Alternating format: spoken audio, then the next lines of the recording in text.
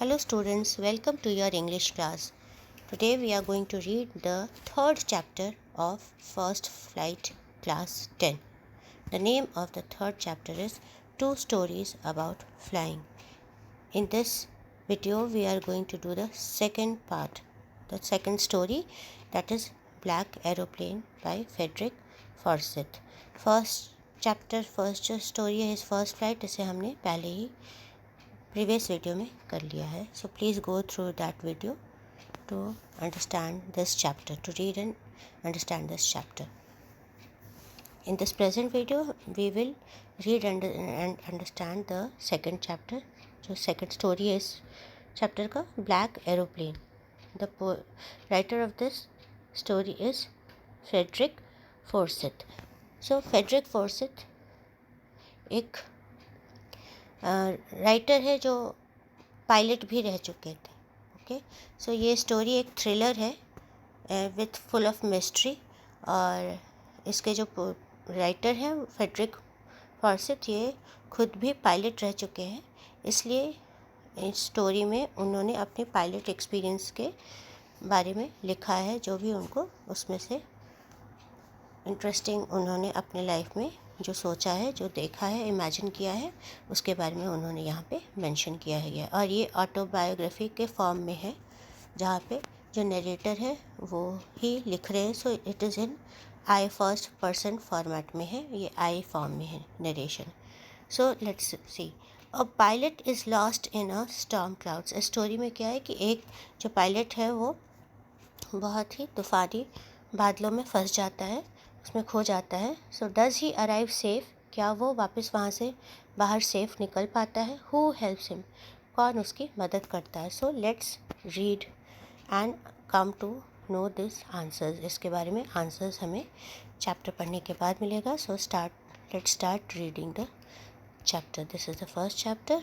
Now the second one, the black aeroplane. So जो story है उसमें एक ब्लैक एरोप्लेन के बारे में स्टोरी है. The black aeroplane. The moon was coming up in the east behind me. So जो डायरेक्शन थी, पायलट जा रहे थे और जो मून था वो ईस्ट से, पायलट आगे की तरफ उड़ रहे थे और जो मून था वो उनके ईस्ट में बिहाइंड, उनके पीछे से आ रहा था. The stars were shining in the clear sky above मी. जो चांद तारे थे वो ऊपर बिल्कुल साफ आकाश में चमक रहे थे. They were shining. There wasn't a cloud in the sky. बिल्कुल क्लाउडलेस स्काई था, कोई भी बादल नहीं था आसमान में. I was happy to be alone high up above the sleeping countryside. जो पायलट था वो बहुत खुश था, वहाँ पे अकेला था, बट उसे कोई ये थी तो उसे कंप्लेन नहीं था. वो खुश था उस माहौल में, ऊपर आसमान में. और किसके ऊपर था? जो कंट्री साइड है, जो रूरल, जो गांव वाला एरिया है, और जो सो रहा था, क्योंकि ये रात का समय था तो सब सो रहे थे. सो उसके ऊपर वो उड़कर खुश था. I was flying my old Dakota aeroplane over France back to England. So जो पायलट हैं वो अपना model, Dakota is the name of the model of a plane, एक फेमस फ्रेंच प्लेन का नाम है. सो दैट इज़ ओल्ड, और ये पुराना था. So old Dakota aeroplane. और पहले वो इंग्लैंड से फ्रांस गए थे और फ्रांस से वापस इंग्लैंड जा रहे थे. France back to England. I was dreaming of my holiday and looking forward to being with my family. So वो अपने सपना देख रहे थे हॉलीडे का, शायद उनकी छुट्टी हो गई थी, तो इमेजिन कर जब सपने देख रहे थे कि वो छुट्टियों में क्या क्या करेंगे. एंड लुकिंग फॉरवर्ड, वो आगे देख रहे थे कि वो अपने परिवार के साथ मिलेंगे. I looked at my watch 1:30 in the morning. So और तब इन्होंने अपना टाइम देखा. वो बहुत ही खुश थे कि वो जाएंगे और फैमिली के साथ अपनी छुट्टियाँ बिताएंगे.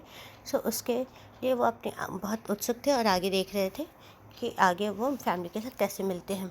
और तभी उन्होंने अपना टाइम देखा वॉच में. That is 1:30 in the morning. सुबह भोर के 1:30 हो रहे थे. I should call Paris control soon. So I thought, so like वो किसी से बात तो कर नहीं सकते, तो उन्होंने सोचा कि मुझे पेरिस कंट्रोल को किससे बात कनेक्ट करना चाहिए और बात करनी चाहिए. कॉल करना चाहिए। As I looked down past the nose of the aeroplane, I saw the lights of a big city in front of me. So जो अब एरोप्लेन का जो टिप है, जो नोज़ है सामने का, उसके तरफ से बिल्कुल डायरेक्ट देखा तो I saw the lights of a big city, big city Paris के लाइट देखे उनके सामने इन front of me. I switched on the radio and said, और उन्होंने रेडियो को स्विच ऑन किया जिससे ट्रांसमिशन होता है, वॉइस ट्रांसमिशन, और बोला, said Paris control Dakota DS-088 here. और ये इन्होंने रडार में बोला होगा एयरपोर्ट के रेडियो ट्रांसमिशन से जो कंट्रोल रूम है वहाँ पे, that Paris control Dakota DS, आपने जो मॉडल नंबर बताया होगा, नंबर बताया होगा, उसके बारे में उन्होंने बताया। Can you hear me? So क्या आप मुझे सुन सकते हैं? I am on my way to England over. So he said, मैं अपने इंग्लैंड जाने के रास्ते में हूँ। ओवर मीन्स कोई भी जब ट्रांसमिशन होता है पायलट टू पायलट या पायलट टू कंट्रोल रूम, तो फर्स्ट जो जिन्होंने अपनी बात पूरी कर ली वो ओवर बोलते, ताकि जो नेक्स्ट पर्सन है वो उसके रिप्लाई दे सके।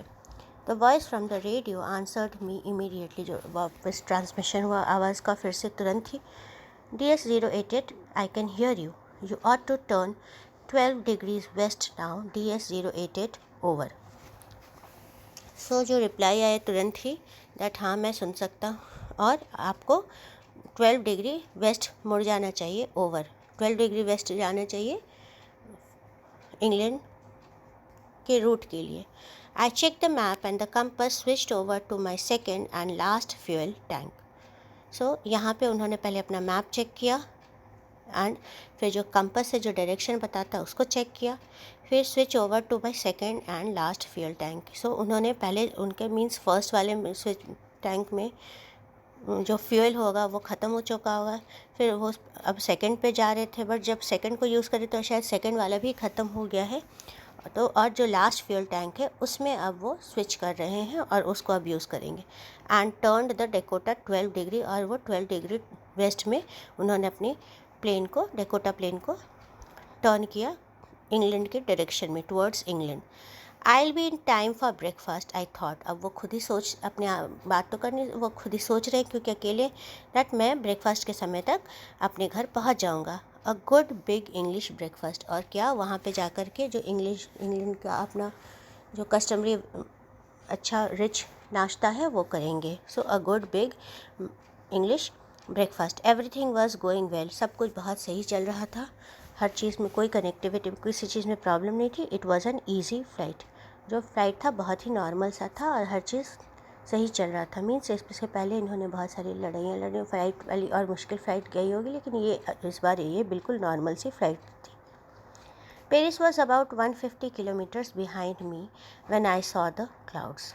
अभी तक तो बहुत नॉर्मल था, बट अचानक से जब पेरिस 150 किलोमीटर्स पीछे रह गया था, तब अचानक से इन्होंने क्लाउड्स देखे, बादल देखे, स्टॉर्म क्लाउड्स, जो तूफ़ान लाने वाले क्लाउड्स थे।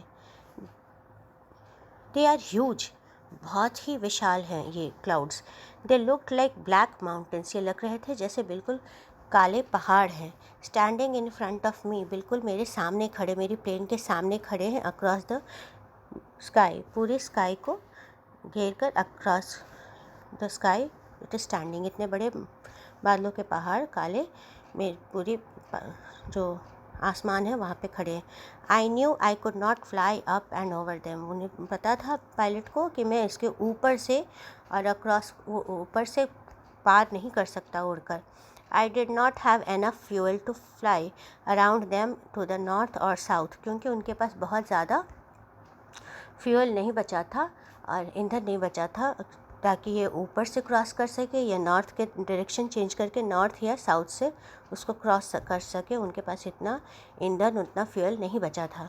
आई ought to go back to Paris, I thought. अब वो सोचते हैं कि नहीं, मुझे शायद पेरिस वापस लौट जाना चाहिए। But I wanted to get home, पर उनको मन था घर पहुँचने का। आई वॉन्टेड दैट ब्रेकफास्ट, मुझे वो घर का खाना, नाश्ता करना है। I take the risk, I thought. अब वो फिर से खुद को, अपने आप को मन में डिसाइड करते हैं कि नहीं, मुझे रिस्क लेना होगा, मुझे घर जाना है।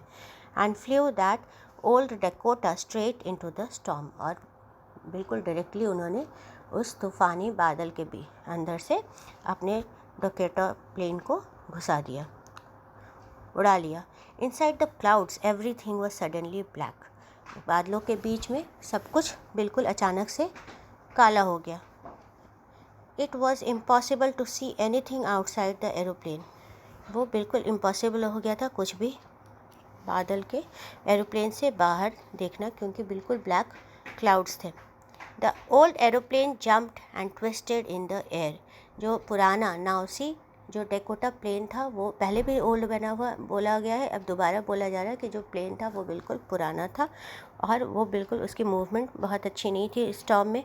जम्प्ड एंड ट्विस्टेड, कभी कूद रहा था, कभी जंप हो रहा था ऊपर नीचे, और कभी वो टेढ़ा हो रहा था, ट्विस्ट हो रहा था in the air. I looked at the compass. अब उन्होंने कंपास पे ध्यान दिया। आई कुडंट बिलीव, उनको विश्वास नहीं हुआ। Why? Let's see all the clouds are there dark, and then let's see my eyes, the compass was turning round and round and round. जो कंपास था वो गोल गोल गोल बिल्कुल फ्री घूम रहा था, मीन्स इट वॉज डेड, वो बिल्कुल ख़राब हो चुका था, dead. It would not work, अब वो काम ही नहीं करने वाला। The other instruments were suddenly dead too. जो दूसरे अदर मशीन थे जो कनेक्टिविटी वाले, वो सारे बिल्कुल डेड थे, वो भी ख़राब हो गए थे। आई ट्राइड द रेडियो, उन्होंने फिर अब रेडियो में बात करने, कम्युनिकेट करने की कोशिश की। Paris control, can you hear me? So उन्होंने पेरिस कंट्रोल को कॉन्टैक्ट करने की कोशिश की, बट और पूछा क्या आप मुझे सुन सकते हैं? There was no answer. तो कोई भी रिप्लाई नहीं था। The radio was dead too, radio भी डेड था, ख़राब हो चुका था। I had no radio, no compass, and I could not see where I was, और मुझे बिल्कुल नहीं दिख रहा था कि मैं कहाँ हूँ। I was lost in the storm, मैं बिल्कुल तूफ़ान में खो गया हूँ। Then in the black clouds quite near me I saw another aeroplane। और अचानक से उन्हें जो काले बादल थे उसके पीछे उन्हें, और उनको क्या दिखा, जो बहुत पास थे उससे एक बहुत पास में उन्हें एक दूसरा एरोप्लेन दिखा। See you can see in the picture here the second aeroplane, जब सब कुछ काला है। It had no lights on its wing but I could see it. Light कोई भी नहीं थी इसके विंग्स पे, ये कोई लाइट नहीं चल रहा था, बट स्टिल जो पायलट है वो उसको देख पा रहे थे। So I could see it flying next to me, मेरे साइड से फ्लाई करते उड़ते हुए मैं देख पा रहा था, जो और तूफ़ान में ये फ्लाई हो रहे थे। आई could see the pilots face turn towards me, वो पायलट का चेहरा भी देख पा रहे थे, जो उसके पायलट की तरफ ही, जो राइटर पायलट है उसके तरफ फेस कर रहा था, वो उसके तरफ मुड़ा हुआ था। I was very glad to see another person, मैं बहुत खुश हो गया दूसरे इंसान को इस तूफ़ान में देख कर। ही lifted one hand and wave, उसने एक हाथ उठाया और वेव किया, हिलाया। Follow me, he was saying follow me, मेरे पीछे पीछे आओ, वो बोल रहा था मेरे पीछे आओ। He knows that I am lost I thought, मैंने सोचा कि अच्छा इसे पता है कि मैं खो गया हूँ, इसलिए वो मेरी मदद कर रहा है। He is trying to help me, और इसलिए वो मुझे हेल्प करने की कोशिश कर रहा। He turned his aeroplane slowly to the north, और उसने धीरे से उसको नॉर्थ की तरफ डायरेक्शन में अब सामने उसने अपने प्लेन को किया। इन फ्रंट ऑफ माई डकोटा, जो राइटर पायलट है उनके फ्रंट, उनके डकोटा के आगे से नॉर्थ की तरफ डायरेक्शन किया। मीन्स अगर वो आगे आगे जाएंगे तभी तो पीछे जो पायलट है वो उनको फॉलो पीछा कर पाएंगे। So that it would be easier for me to follow him, ताकि ये आसान हो जाए उनके लिए फॉलो करना, पीछे जाना। I was very happy to go behind the strange aeroplane like an obedient child. अब ये पायलट बोलते हैं कि मैं बहुत खुश था उस अजीब से, जो कहाँ पता नहीं कहाँ से भी चला आया था, उस एरोप्लेन के पीछे जाने में मुझे बहुत खुशी मिल रही थी, और मैं बिल्कुल उसके पीछे ऐसे जा रहा था जैसे कि बहुत ही आज्ञाकारी, बहुत ही ओबीडियंट बच्चा हो। आफ्टर हाफ, क्योंकि वो बहुत खुश थे कि कोई उनकी मदद के लिए आया जब वो बिल्कुल परेशानी में फंस गए थे इस तूफ़ान में। जो वो बिल्कुल उनको मारने के लिए एकदम बहुत एक आज्ञाकारी बच्चे की तरह उसके पीछे पीछे जाने लगे। After half an hour the strange black aeroplane was still there in front of me in the clouds. आधे घंटे बाद भी वो जो अजीब सा जो ब्लैक एरोप्लेन है वो उनके सामने से था, फ्रंट में आगे आगे बढ़ रहा था बादलों में। Now there was only enough fuel in the old Dakota's last tank to fly for 5 or 10 minutes more। आधे घंटे से वो फ्लाई करे थे और बिल्कुल उतना ही पेट्रोल भर गया, फ्यूल बचा हुआ था जो उस ओल्ड डेकोटा में, जो बस 5 या 10 मिनट और उस प्लेन को उड़ा सकता था। और उस लास्ट टैंक पे भरा हुआ था जो सिर्फ 5 या 10 मिनट तक प्लेन को उड़ा सकता था। I was started starting to feel frightened again. अब मुझे फिर से डर लगने लगा. But then he started to go down and I followed through the storm. और तब तक वो पीछे नीचे जाने लगा और जो राइटर पायलट है वो भी उसके पीछे पीछे नीचे जाने लगे. एंड जो तूफान था उसको क्रॉस करके.